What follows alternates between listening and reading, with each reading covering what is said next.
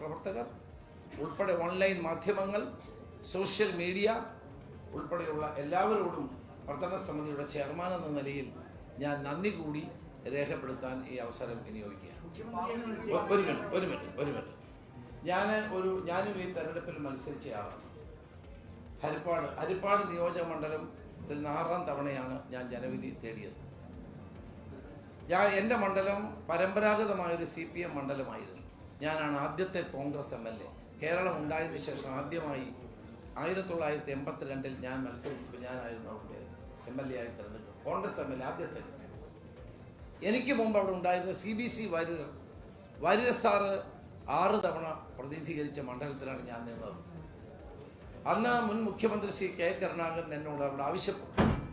അദ്ദേഹമാണ് എൻ്റെ പേര് അവിടേക്ക് നിർദ്ദേശിച്ചതും എന്നെ അവിടെ നിർത്തി. എനിക്ക് ഭയമുണ്ടായിരുന്നു. 26ാമത്തെ വയസ്സിൽ എന്നെ അവിടെ നിർത്തി വിജയിപ്പിച്ച ജനങ്ങൾ ഓരോ തെരഞ്ഞെടുപ്പിലും എൻ്റെ ഭൂരിപക്ഷം കൂട്ടുകയാണ് ചെയ്തത്. 4000 വോട്ട്, 5000 വോട്ട്, പിന്നീട് 10000 വോട്ട്, 13000 വോട്ട്, 18000 വോട്ട്, ഇപ്പോഴെനിക്ക് 23377 വോട്ട് തന്ന് വിജയിപ്പിച്ച ഹരിപ്പാട് മണ്ഡലത്തിലെ ജനങ്ങളോട് ഞാൻ നന്ദി രേഖപ്പെടുത്തുന്നു. ഇപ്പം ഞാൻ പെട്ടെന്ന് ഈ പത്രസമ്മേളനം നടത്താൻ കയറി. എനിക്ക് അങ്ങോട്ട് പോകണം. കാരണം അവരോട് നന്ദി പറയണമെന്ന് ഹരിപ്പാട്ടെ ജനങ്ങളോട്. അവരോടുള്ള എൻ്റെ വികാരപരമായ ബന്ധം ഒരു കുടുംബ ബന്ധമാണ് എനിക്ക് എൻ്റെ മണ്ഡലത്തിലെ ജനങ്ങളോടുള്ളത്. അതിനകത്ത് എനിക്ക് രാഷ്ട്രീയമൊന്നുമില്ല. ഹരിപ്പാട്ടെ ജനങ്ങളുമായി എല്ലാവരും എനിക്ക് വോട്ട് ചെയ്യുന്ന ആളുകളാണ്. അല്ലെങ്കിൽ ഹരിപ്പാട് മണ്ഡലത്തിൽ ഞാൻ 10 വർഷമായി ആലപ്പുഴ ജില്ലയിൽ ഞാൻ മാത്രമാണ് UDF MLA.